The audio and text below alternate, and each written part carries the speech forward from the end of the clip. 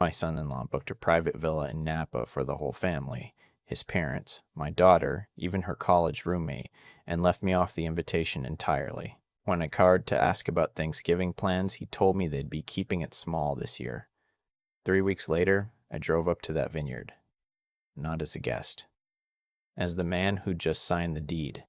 Before I tell you how I got there, I need you to understand something about the kind of man I've been my whole life. I'm 63 years old. I drove a city bus for 22 years, then spent another decade managing a small fleet of maintenance vehicles for the county. I wore the same 3 pairs of work boots on rotation. I ate lunch out of a thermos Margaret packed me every morning until the morning she couldn't anymore. Margaret, 29 years, pancreatic cancer takes people fast, and that's the only mercy in it. My daughter Olivia was 31 when her mother died, old enough to handle it. Old enough, I thought, to understand what we'd been to each other as a family. The 3 of us, in our house on Delwood Drive, with the oak tree I'd planted the year she was born, that now shades half the front yard. She met her husband, Derek, about 4 months after the funeral. I've thought about that timing often. She was grieving, untethered. He was confident in the way men with family money always are. Casually, almost accidentally confident, like they've never had to rehearse it. His parents, Richard and Connie, lived in a gated community outside Sacramento. Connie collected things, wine, art, opinions about other people's homes. Richard had sold a medical supply company in 2011 and spent the years since making sure everyone in any given room knew about it. The first time I had them all over for dinner, Connie picked up one of Margaret's ceramic serving bowls, the blue one with the white speckle pattern, handmade, bought at a craft fair in Vermont in 1997, and turned it over to look at the bottom like she was pricing it at an estate sale. She set it down without a word. That was the horror view. I made pot roast.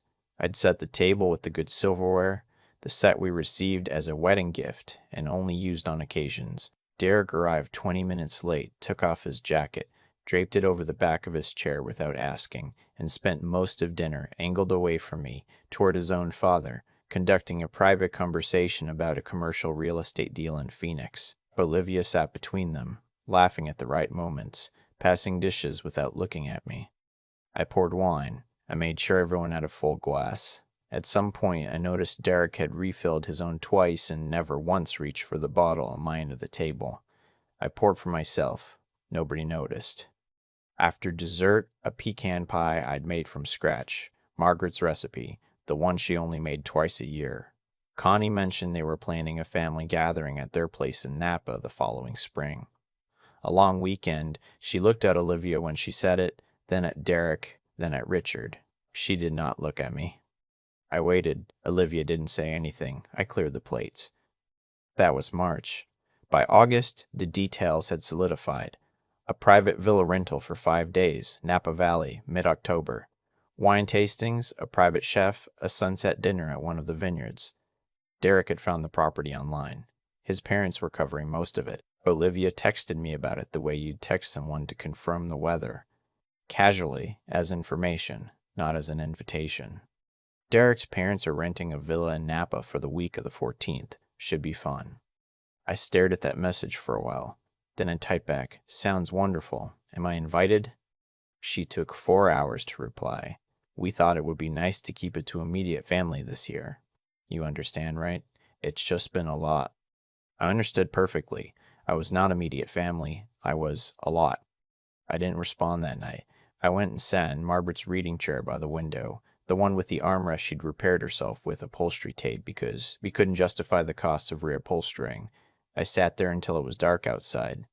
The house was quiet the way houses get when the person who filled them is gone. I'd been living in that quiet for 2 years. I thought I'd been managing it. I thought Olivia and I had been managing it together. I got up around midnight. I went to my desk. I want to explain something about my desk. It looks like a normal desk. An old oak one I bought at a Goodwill in 2003 for $40. On top of it is a lamp, a cup of pens, a photo of Margaret and Olivia at Olivia's college graduation. But the bottom drawer is locked, and has been locked for 11 years, and almost nobody knows what's in it. I opened that drawer. What started it was a buddy of mine from the bus depot, a man named Charlie who'd grown up in the Central Valley, whose grandfather had farmed grapes, who knew more about the wine industry than any man I've ever met. Charlie left the depot in 2009 to help manage a small winery operation near Paso Robles that was struggling. He called me the following year and said, "I know you don't have a lot to put in, but if you want a piece of this, now is the time." I had $40,000 in the savings account I'd been building since 1998. Margaret knew about it. She called it our someday money. We never talked about exactly what someday meant. I put in $35,000. That was 2010. The winery found its footing. Charlie is relentless and brilliant and deeply underestimated, which is a combination that works well in any industry. By 2014, we'd bought a second property, a small tasting room and event space in the Carneros region, the southern end of Napa Valley, where the bay fog rolls in and the Pinot Noir grows slow and cool and earns its price. By 2019, we had 3 properties under our LLC. Charlie managed operations. I handled the financial structure, the quiet paperwork, the decisions nobody sees. We'd kept it private by design. Charlie liked it that way. I liked it that way. Margaret had known and taken the knowledge with her, and I had seen no reason to broadcast it to anyone since. Current portfolio value, approximately $4.1 million. But Olivia knew I had investments. She thought I meant index funds. I sat at my desk at midnight reading a listing that had come across my email 3 days earlier, forwarded by Charlie with a single line. "This one's interesting. Napa proper. Let me know." The property was a restored Victorian farmhouse on 11 acres in the northern part of the valley. Event venue, 6-bedroom guest accommodation, full catering kitchen, vineyard access. It had been run as a private rental for executive retreats and high-end family gatherings. The owners were a couple in their 70s, moving to be closer to their grandchildren in Oregon. They wanted to sell to someone who'd keep its character. They were motivated. The asking price was $2.3 million. I read the listing twice. Then I pulled up a browser tab and typed in the name of the villa Derek had booked for mid-October. It wasn't the same property, but it was 4 miles away. I picked up my phone and called Charlie. It was 12:18 a.m. He answered on the second ring because Charlie has always been that kind of person. "You read it," he said. I read it. "You want to move on it?" I looked at Margaret's photo on my desk. I thought about the blue ceramic bowl. I thought about Connie's fingers on the bottom of it, checking for a price tag that wasn't there. "Get me a meeting with the sellers," I said. "This week." I flew to Sacramento Thursday morning, drove the rental car north through the valley as the October light came through the vineyards in long gold strips. Charlie met me at the property at noon. The sellers, a retired couple named George and Evelyn. Warm people, the kind who'd built something real and wanted it to survive them, walked us through every room. The main house had wide plank floors and 14-foot ceilings and a kitchen with a 6-burner range and a window over the sink that looked directly out at the vineyard rows. The guest wing had 6 bedrooms, each one different, done in a way that felt accumulated rather than decorated, a wraparound porch. A stone fire pit out back, a small barn that had been converted into a tasting room. It was the kind of place that doesn't apologize for itself. I made them an offer that afternoon. $2.1 million, cash close within 45 days. George looked at Evelyn. Evelyn looked at me and said, "Are you going to take care of it?" "Yes," I said, "I will." We shook hands. I flew home that evening and did not tell Olivia. I did not tell Derek. I called my attorney first thing Friday morning and started the paperwork. The LLC would hold the property. My name would be on the deed, quietly, as it always had been. A registered agent handled public-facing correspondence. To the outside world, the property was owned by Hendrick Valley Properties, LLC. George and Evelyn knew who they were selling to. Charlie knew. My attorney knew. That was enough. The weeks between the purchase and their trip were ordinary on the surface. Olivia called once to tell me about Derek's promotion at his firm. I congratulated him sincerely. She mentioned the Napa trip in passing. They were looking forward to it, a real break. She didn't ask about my plans. I told her I might do some yard work, maybe visit a friend. I did visit a friend, I visited Charlie at our new property 2 weeks before their arrival. We spent 3 days going over operations, meeting the property manager I'd hired, a sharp woman named Deborah who'd run boutique hospitality properties for 15 years. We reviewed the booking calendar, the catering arrangements, the maintenance schedule. The previous owners had left it in genuinely good shape. It just needed someone to care about it again. On the last afternoon, I stood on the wraparound porch with a cup of coffee, watching the light move across the vineyard rows. Charlie stood next to me. He knew about Olivia. He knew about the trip. I'd told him not to explain myself, but because Charlie has been my friend for 31 years, and there are things you tell someone like that. You don't have to do anything, he said. You could just own it. I know, I said, but you're going to be there. I'm going to be there. He nodded. We drank our coffee. After a while, he went inside. I took an early flight the morning of October 14th. Olivia and Derek and Richard and Connie were leaving on a midday flight at a Burbank. I landed in Sacramento 3 hours ahead of them, drove to the property, changed into clean clothes in the manager's office, and reviewed the day's arrivals with Deborah. There was one booking for October 14th through 19th. Morgan party, 4 guests. I recognized Derek's last name. He'd booked under his own name, used his work email. Deborah had sent the standard confirmation 3 months prior. Nothing unusual. I asked Deborah to give me a few minutes in the main room, then walked out onto the porch and stood in the late morning sun, listening to the vineyard. I wasn't nervous. That surprised me. I'd expected something, some tightening in the chest, some rehearsed speech forming itself in my head. Instead, there was just the sound of wind through the vines and a hawk somewhere overhead, and the smell of sage and turned earth. They arrived at 27:47 in the afternoon. I watched through the kitchen window as the black SUV came up the drive. Derek got out first. He was already talking, gesturing back toward the property in a way that suggested he'd been narrating it for the last 10 minutes of the drive. Connie stepped out next, sunglasses on, scanning the vineyard with the expression of a woman assessing whether something lived up to its photographs. Richard followed, hands in his pockets. And then Olivia. She'd cut her hair since I'd last seen her. It looked nice. I watched them take in the property. Derek put his hands on his hips and nodded, satisfied with himself for finding it. Connie touched the porch railing. Richard said something to Derek and they both laughed. Olivia stood slightly apart from them, looking up at the facade. I moved to the main room and positioned myself near the fireplace, going over some paperwork Deborah had left me. Something to do with my hands. The front door opened. Deborah greeted them at the threshold, warm and professional. I heard Derek introduce himself, then his parents, then Olivia. Deborah checked them in, took their luggage details, began the property walkthrough. I stayed where I was. They came into the main room as part of the tour. Olivia saw me first. Her face did what faces do when they encounter something completely outside the expected frame. Not alarm, not recognition. Just a gap, a pause in processing, while her brain rearranged what it was seeing. Then recognition. Dad?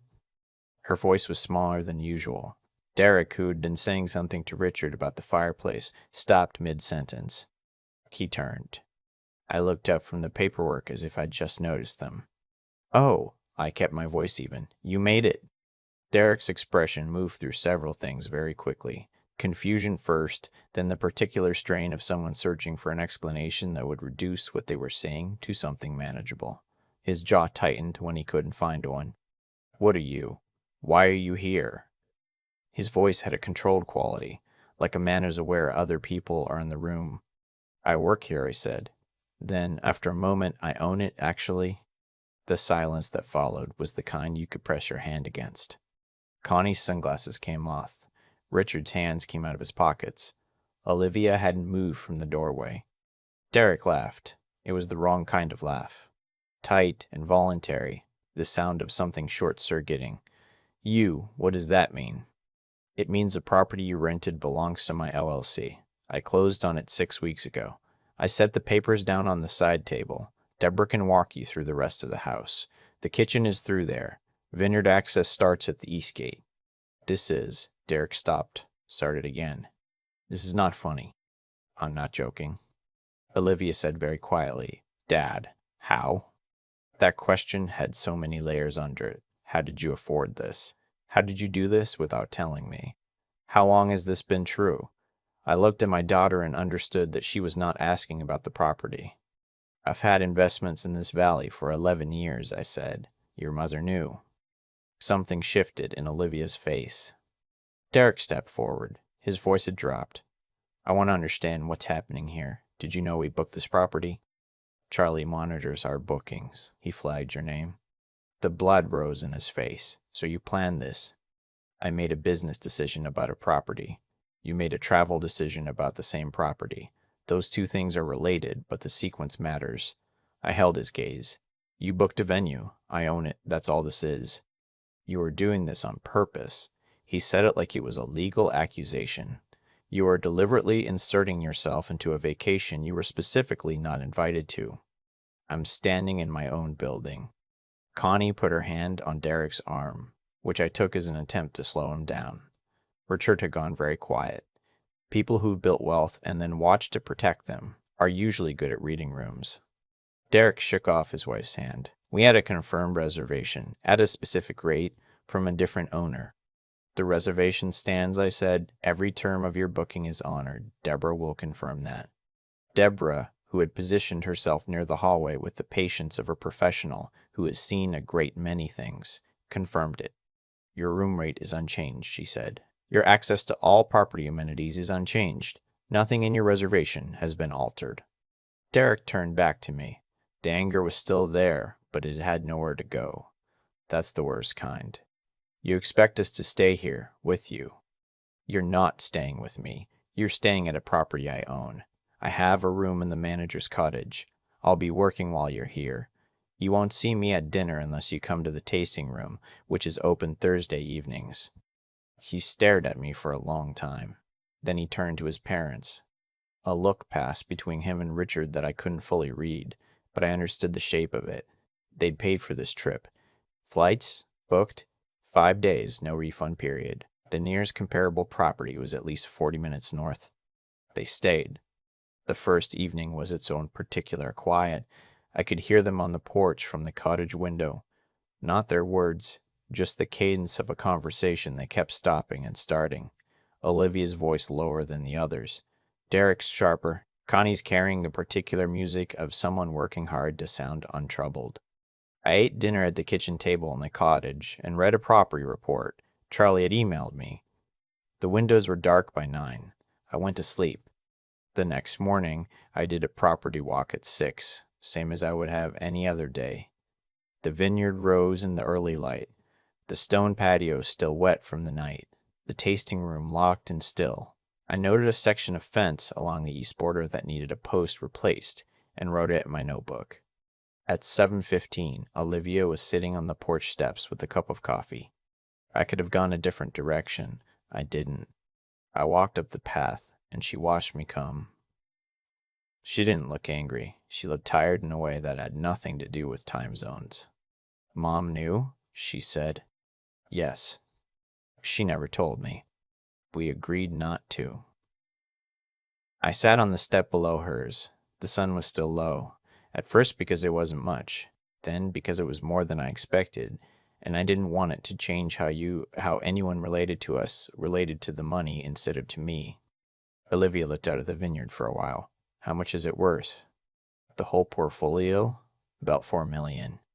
She was quiet. Then, Dad. I know. Why didn't you tell me after Mom died? I thought about that. I thought about the months after Margaret, the closeness that comes from shared grief, and then the way Derek's presence had slowly reorganized things, the way a family can be gradually rearranged like furniture until you walk in one day and don't recognize the room. Because by the time I might have told you, I said it felt like information that would go to Derek first. She didn't argue with that. I took that as its own kind of answer. We sat there in the early morning for a while without saying anything. A red-tailed hawk crossed the vineyard, low and slow. I'd seen it every morning since I arrived. He planned to ask you to sell the house, she said. The Delwood house. He has a whole plan worked out, a real estate attorney he's already talked to, a number he thinks the property will get. He thinks if we frame it the right way. She stopped. I know, I said. She turned to look at me. You know, I'm 63, not retired. I pay attention. I looked at my hands, Margaret's wedding ring on a chain around my neck now, something I'd started 6 months after she passed. The house is in a trust, has been for 4 months. My attorney filed it in June. It cannot be sold without my written consent, and that consent cannot be compelled. Olivia set her coffee cup on the step between us. She looked out at the vineyard again. When she spoke, her voice was careful. He's going to be furious when he finds out. He'll find out when we get home. I left a copy of the trust documents on the kitchen table. A long pause. Were you this methodical, she said slowly, when you were working on the bus? I managed a city fleet budget for 10 years. I was methodical about everything. I picked up the coffee she'd set down, took a sip because it was there and I hadn't had mine yet. Your mother used to say I was the only person she knew who color-coded his grocery lists. Something moved across Olivia's face, something with a long shelf life. She almost smiled. She did say that, she said. We didn't fix anything that morning. I want to be clear about that. The problems between us. The drift. The years of her borrowing money I never asked to be repaid. The slow disappearance of the daughter I'd raised into the orbit of a man who saw me as scenery. Those don't resolve on a porch over one conversation. Anyone who tells you otherwise is selling a version of family they don't actually have. But we talked. For about 40 minutes we talked. Not about Derek, mostly. About Margaret. About the first summer after she died, which neither of us had discussed with each other. Not really. About the house on Delwood Drive and the oak tree and the window seat in Olivia's old room that still had her initials carved into the sill. She'd done it with a house key when she was 9. Margaret had been quietly furious. I had quietly not punished her because I thought it was funny. 22 years later, it was still there. The remaining days had a strange quality. Derek avoided me with a consistency that suggested effort. Connie was polite in the remote way of someone managing a situation. Richard, to his credit, spoke to me directly once. On the second afternoon, near the east fence I'd noted needed repair, and said he thought the property was beautiful, and that he hadn't known about the investments. Neither did Derek, I said. Richard nodded slowly. He doesn't handle surprises well. I've noticed. He looked out at the vineyard for a moment. For what it's worth, he said. What he said to Olivia about you, about the house, I told him it wasn't right. She didn't listen to me either. I'm sorry for that. It was more than I'd expected from him. I told him I appreciated it. We didn't become close over it, but it was something. Olivia spent part of each day with me. Short stretches, an hour in the morning, a half hour in the tasting room on Thursday evening, when she came alone without Derek. We worked through the geography of everything they needed working through, slowly, in pieces, without resolving any of it cleanly. On the last morning, Derek found me at the east fence, where the post was being replaced by the property handyman. He stood at a distance that was precisely far enough to communicate that he wasn't approaching me. He was simply nearby. The trust, he said. When exactly did you do that? June. A muscle worked in his jaw. Before or after she told you about the Napa trip? Before. I looked at him. I did it because of a conversation I heard in March, when you and Olivia were at my house after dinner and thought I was asleep. I let that land. The trust was about protecting what I built. The trip was a separate decision. He stared at me for a long time. The house isn't yours to sell, I said. It never was. And if you're planning your financial life around my assets, that's a miscalculation you should correct. He left without responding. I watched him walk back toward the main house, his hands in his pockets, his posture holding itself together with visible effort. The handyman glanced at me. Family, I said. He nodded like that explained everything, which it did. They checked out on the 19th. Derek carried luggage to the car with the mechanical efficiency of someone completing a transaction. Connie hugged Deborah, which surprised everyone. Richard shook my hand. Olivia was last. She stood at the bottom of the porch steps and looked at me for a moment with an expression I hadn't seen on her face since she was a child. Something undefended, trying to find the right words and not finding them. Same time next Sunday, she said finally. I can drive down to Delwood. I'll make pot roast, I said. She nodded. She got in the car. The SUV went down the drive and turned onto the valley road and disappeared between the vineyard rows. I stood on the porch for a while after. The hawk crossed the property again, east to west this time. The October light was low and golden, the best kind. I want to tell you that when I made those decisions, the purchase, the trust, the quiet wait, I was not thinking about revenge. I've turned that word over since, trying to see if it fits, and it doesn't quite. What I was thinking about was being seen. Not by Derek, not by Connie, by my daughter, who had learned somewhere along the way to look past me like I was furniture in a room she'd grown out of. A man who drove a city bus for 22 years is not a man without a life. He's just a man whose life didn't announce itself. Margaret knew that. I'd hoped Olivia did too. It turns out she needed reminding. We had pot roast the following Sunday. She came alone. We ate in the kitchen, at the table where I'd eaten alone for 2 years, and after dinner, we sat in the living room, and she asked me to tell her about the investments from the beginning. Charlie, the early winery, the Carneros property, all of it. She listened the way she used to listen to things, which was like she actually wanted to understand them. Derek filed for a separation 2 weeks later. She didn't call me crying. She called me on a Tuesday evening and told me, and said she'd known for a while, and asked if we could talk more about the trust structure, because she wanted to understand how her own finances worked. I told her I'd connect her with my attorney. We're careful with each other now, the way people are when they've had something break and are choosing, deliberately, to see if it can be repaired. It's slower than before. It's more honest. Some weeks it's fine. Some weeks it's hard. But she shows up on Sundays, and I make dinner, and we sit at the table my wife used to sit at, and we talk about things that matter. That's enough. For now, that's enough. There's a particular kind of invisibility that comes with getting older, and I think most men my age know exactly what I'm talking about. Not the dramatic kind, not the kind where people are cruel to your face, the quiet kind. The kind where you start to notice that your chair at the table keeps moving a little farther from the center of the conversation. 1 inch at a time, until one day you realize nobody's looking at you when they talk anymore. They're looking through you, like you're a window, like you're furniture. That's what had happened with my daughter and me by the time Derek organized that Napa trip. And I want to be honest about something. I was not blameless in it. I'd stayed quiet when I should have spoken. I'd written checks when I should have asked questions. I treated my own silence as dignity when, really, it was just easier than the conversation I was afraid to have. Choices like that have consequences. That's not cruelty, that's just arithmetic.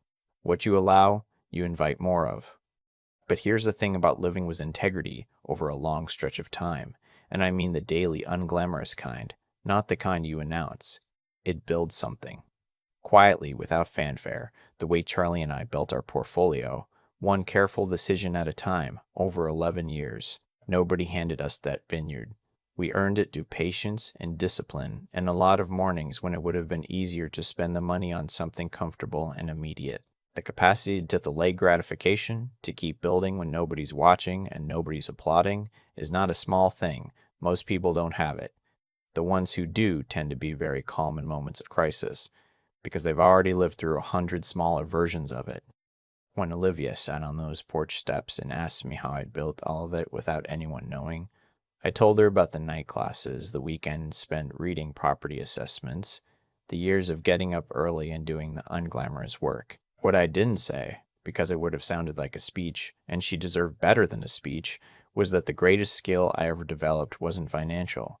It was the ability to think clearly when I was hurting, to feel the pain of being excluded and not let that pain make my decisions for me, to act from a place of something steadier than emotion.